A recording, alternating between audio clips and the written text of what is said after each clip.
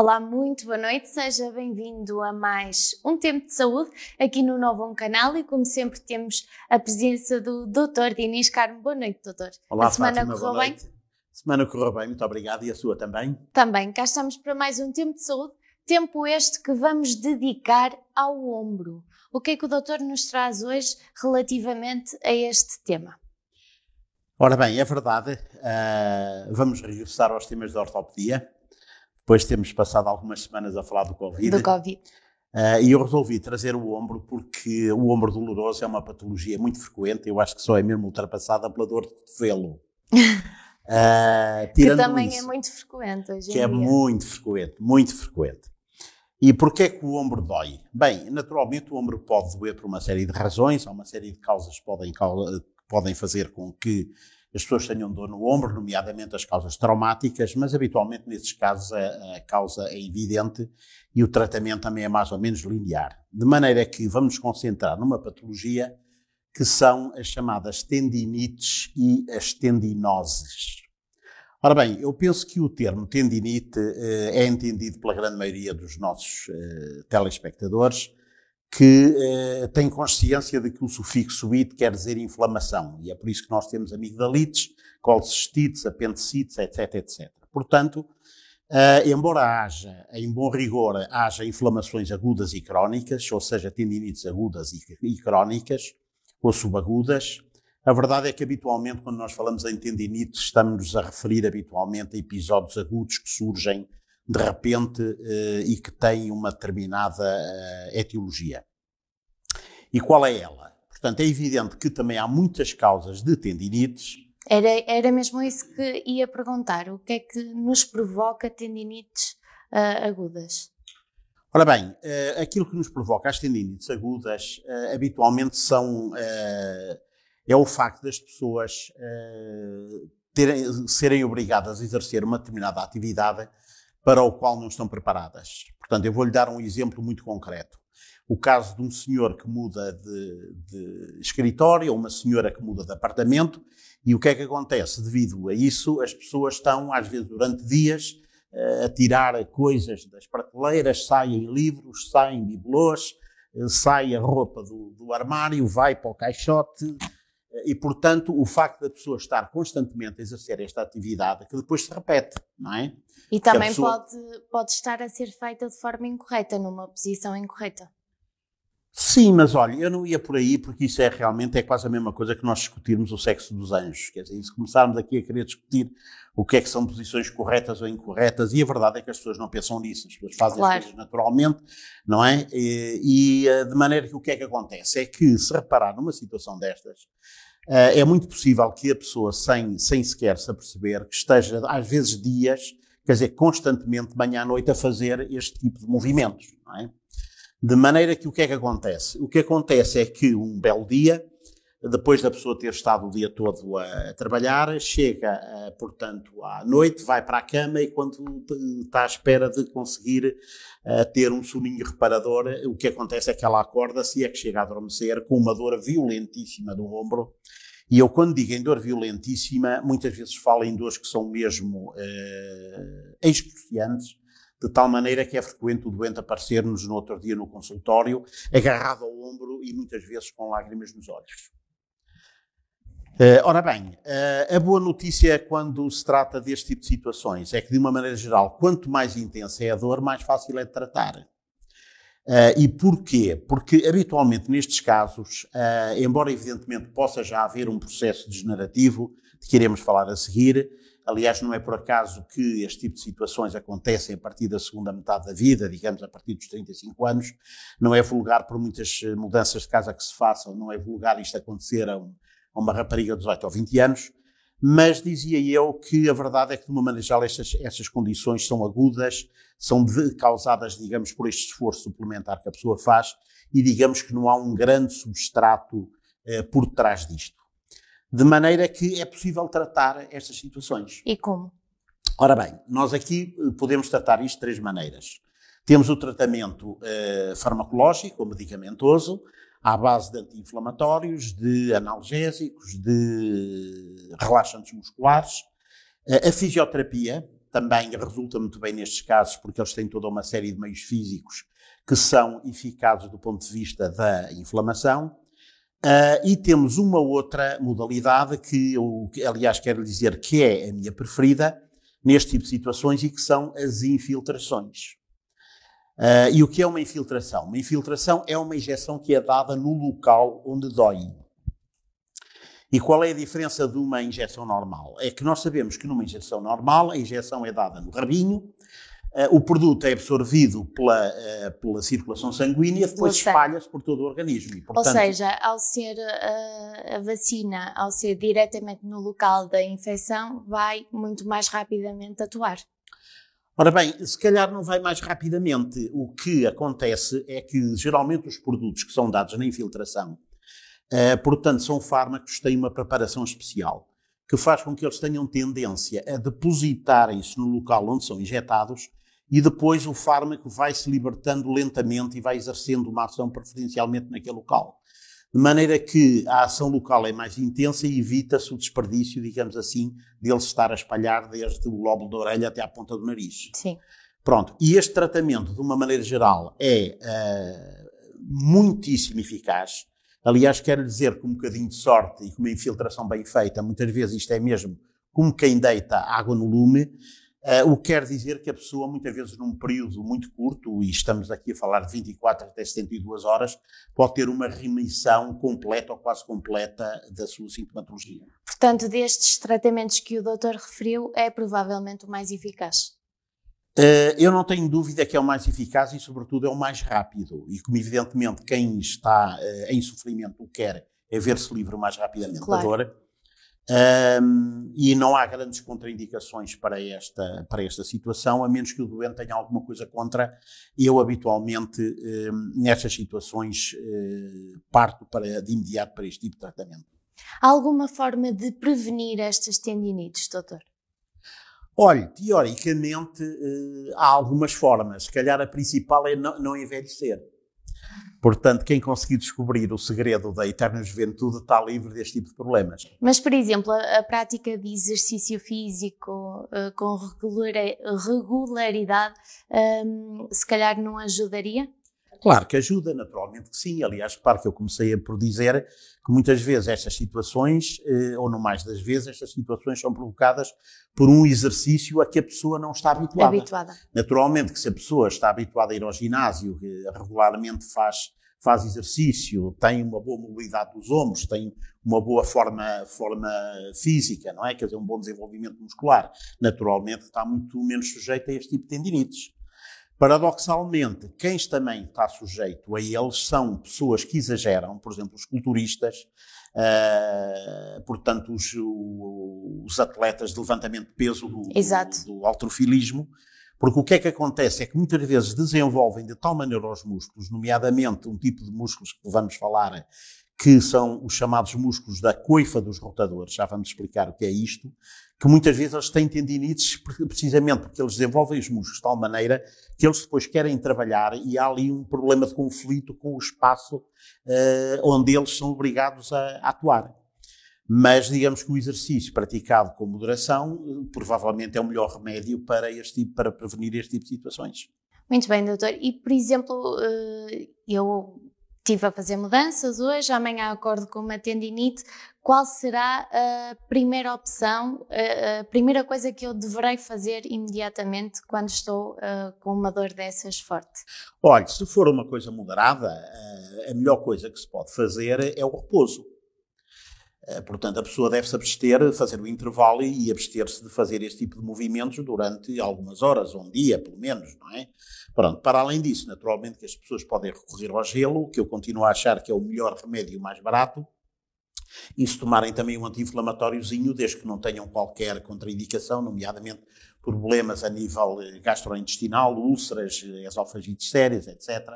E, sobretudo, se não estão a tomar um protetor, pronto, eu acho que é legítimo a pessoa tomar um brufenozinho, juntar um paracetamol, que é um medicamento que eu gosto muito, porque é antiálgico e não tem praticamente contraindicações. E muitas vezes, se for uma situação muito moderada, é o suficiente para que realmente a pessoa resolva a situação. O doutor falou em gelo, mas há muitas pessoas que têm o hábito de colocar água quente quando doem as costas. Isso é correto ou não?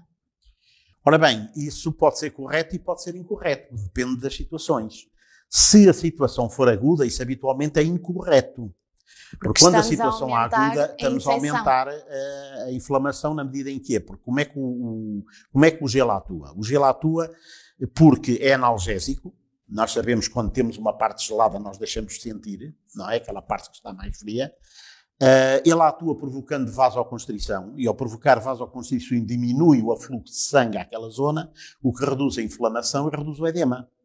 Portanto, numa situação aguda e de uma maneira geral, aquilo que as pessoas devem fazer, seja no ombro, seja na testa, se nós batermos de encontrar uma parede, é colocar gelo. Pronto. A partir do momento em que a situação deixa de ser aguda e passa a ser subaguda e crónica, e também podemos já explicar qual é a diferença, muitas vezes aquilo que nós queremos é efetivamente que a parte cicatrize. Ora, para a zona lesionada cicatrizar, é necessário que chegue lá sangue em abundância, porque o sangue é que tem os fatores de nutrição. De maneira que, nesse caso, deve ser aplicado o gelo. Deve ser aplicado o calor. Então, nós aqui temos de virar o bico ao prego e, em vez de aplicar o gelo, aplicar calor, porque isso, como eu acabei de dizer, vai aumentar, vai provocar uma vasodilatação e vai fazer com que essa parte seja mais irrigada.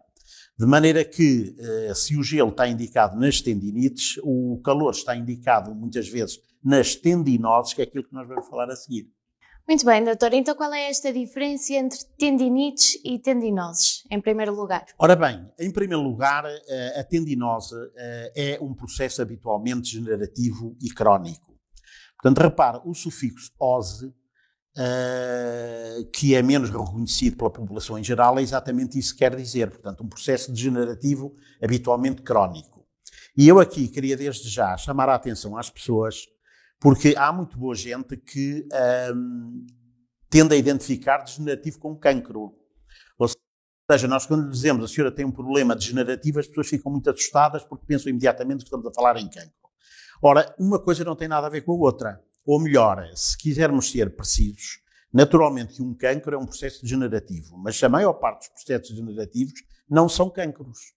Portanto, o processo degenerativo, no fundo, é algo que é natural, portanto, é algo que está relacionado com a idade. Todos nós sabemos que à medida que nós vamos envelhecendo, os nossos tecidos vão perdendo propriedades, e isso é que é um processo degenerativo. Naturalmente que esse processo degenerativo natural e que é inevitável, pode ser agravado não só por determinadas atividades lúdicas, como determinadas atividades profissionais, que podem aumentar a degeneração no ombro ou em qualquer outra parte do organismo, e também ser agravado por processos patológicos, ou seja, por doença, e daí a razão por que esse processo patológico deve ser combatido. E o que é tendinose? Pronto, portanto, a tendinose, como eu disse, é um processo degenerativo crónico, portanto, ou seja, em vez de haver uma inflamação, portanto, do tendão, o que há é, digamos, um processo em que a qualidade do tendão se vai deteriorando. Vai-se enfraquecendo. Vai enfraquecendo, vai perdendo propriedades, e porque é que isto é muito importante? Ora bem, eu penso que para isto ser perceptível é necessário nós fazermos uma revisão muito rápida e muito básica da anatomia do ombro. E se as pessoas repararem no slide que nós vamos mostrar, nós temos aqui uma representação dos ossos do ombro que permite às pessoas verem do lado direito que as superfícies articulares, a chamada cavidade glenoide e a cabeça do ombro, por um lado, têm dimensões completamente diferentes, ou seja, há uma desproporção muito grande entre a cavidade articular do lado omoplata e o osso do braço. O que faz com que esta articulação seja intrinsecamente instável. Ora, porquê é que isto acontece? Isto acontece porque, como nada nesta vida vem sem um preço, nós sabemos que o ombro é de longe, mas de muito longe, a articulação mais móvel do organismo. Quer dizer, nós com o ombro levantamos, baixamos, metemos para dentro, metemos para fora, rodamos para a frente, para trás. Quer dizer, nós podemos fazer movimentos de rotação, ou seja, o ombro move-se em todas as direções. E para que isto seja possível, é necessário que efetivamente o ombro tenha muita elasticidade. Então, o que é que segura os ossos no sítio? Ou seja, porque é que o ombro não está constantemente a desconjuntar? Naturalmente, isso deve-se a algumas estruturas, como sejam a cápsula, os ligamentos, mas é fundamental, ou são fundamentais, no caso do ombro, a ação muscular. E dos músculos eu vou, digamos, falar em dois grupos principais. Um deles é o chamado músculo deltoide, que todos sabem qual é, porque é um músculo que nós palpamos aqui com toda a facilidade. Portanto, é o músculo que dá o relevo ao ombro e é por isso que os culturistas gostam muito de desenvolver este grupo muscular, porque fá-los para ser maiores e com os ombros muito mais largos. E, consequentemente, também têm mais problemas. E, consequentemente, também podem ter mais problemas de tendinites e também tendinose. Só que acontece que nós, por baixo deste músculo, portanto, se nós chegarmos aqui, digamos, e tirarmos este músculo para fora, podemos verificar, como também vai ser visível nos slides, que nós, por debaixo deste grande músculo, temos um conjunto de músculos muito mais pequenos e muito mais delicadinhos, que no conjunto se chamam a coifa dos rotadores. E o que é isto da coifa dos rotadores? Bem, coifa quer dizer saco. E porquê? Porque estes músculos, que são vários, quer dizer, agarram-se à volta da cabeça do húmero, formando como se fosse um saco. E rotadores porquê? Porque são efetivamente eles que nos permitem fazer os movimentos de rotação do braço. Ora, o que é que acontece? O que acontece é que estes músculos das coifas dos rotadores, sobretudo o músculo de cima, que se chama o supraespinhoso, tem um problema a quem já alguém chamou o drama da coifa dos rotadores. E que é o facto deste desgraçado, deste músculo, ter de trabalhar entalado entre duas superfícies ósseas, que são esta que nós sentimos aqui no ombro com toda a facilidade e que se chama o acrómio. E o acrómio serve para quê? Serve para dar inserção ao deltoide. É no acrómio que o deltoide se agarra. E por baixo temos a cabeça do húmero. Portanto, nós temos aqui um espaço confinado que não tem uma grande elasticidade e esses músculos são obrigados a trabalhar no interior, digamos, no espaço entre estes dois ossos. De maneira que o que é que acontece? Se por acaso o músculo incha, porque se inflama, ou porque lá está por causa de um problema degenerativo, o que é que acontece? É que ele começa a ter dificuldade em circular, em movimentar-se por baixo dos ossos. E isto o que é que leva? Leva ao edema e ao inchaço. De maneira como compreende, temos aqui todas as condições criadas para que se gere aqui uma situação de pescadinha de rabo na boca, onde o músculo, como incha, aperta, como aperta, incha, de maneira que aperta porque incha, incha porque aperta e nunca mais sai daqui. E no fundo a conclusão é que dói. E no fundo a conclusão é que dói. No fundo a conclusão é que dói. Deixe-me também acrescentar que para, digamos, agravar este problema, o que é que acontece? Acontece que os processos degenerativos, infelizmente, não são só dos tendões, são também dos ossos, e daí as artroses.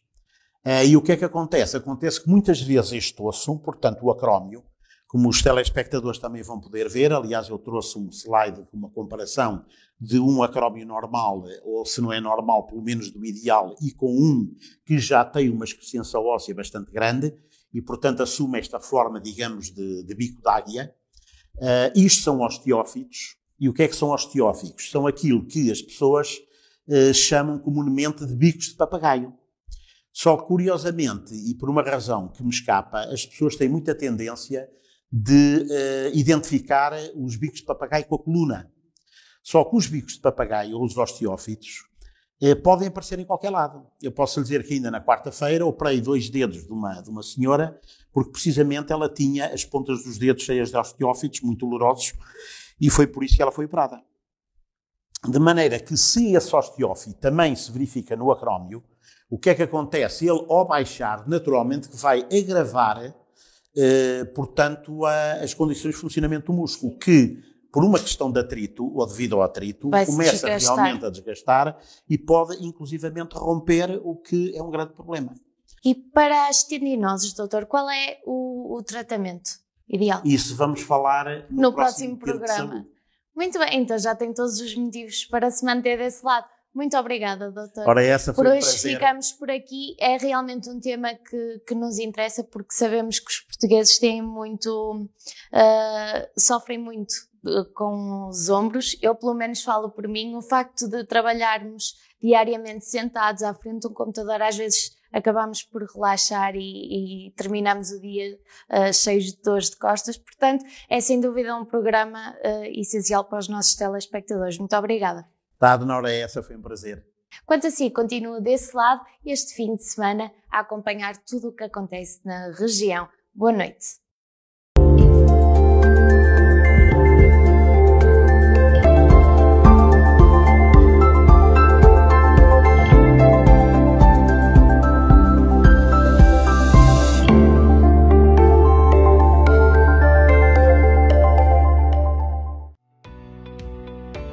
Novum Canal. Sempre novão, sempre seu.